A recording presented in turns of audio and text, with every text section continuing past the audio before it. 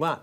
Now then to education, and the school day could become longer and new maths and English targets are being set under new government plans which will affect classrooms in England.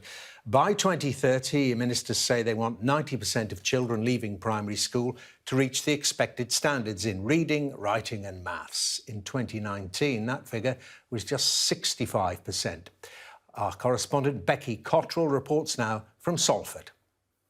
Good morning, Year 11. Welcome to your Easter term rewards assembly. The government wants to raise standards in schools, but for these secondary students in Salford, their performance is already under scrutiny at this awards assembly.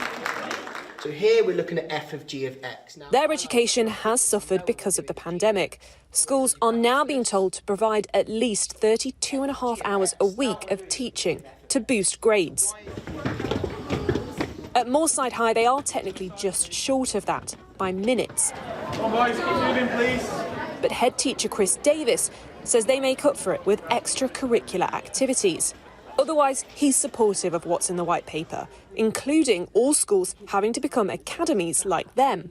For me, I think that is the one bit of the document that I sort of smile and smirk about, because staff across the country work very, very hard. I can speak firsthand across the staff within our trust and our school here.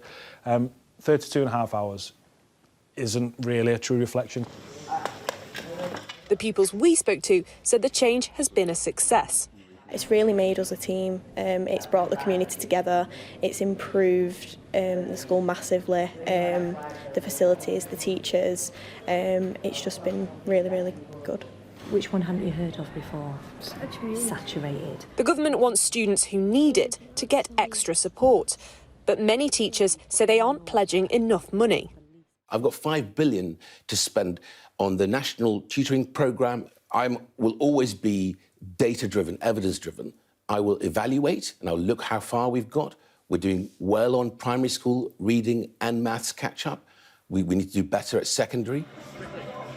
What we'd like to have seen in this white paper is more recognition of the significant underfunding that we've seen in our schools. There are more and more children falling into poverty. For example, at the moment, it's very hard to learn effectively if you're cold, if you're hungry, if you're in insecure housing. So we'd have liked to see more of that.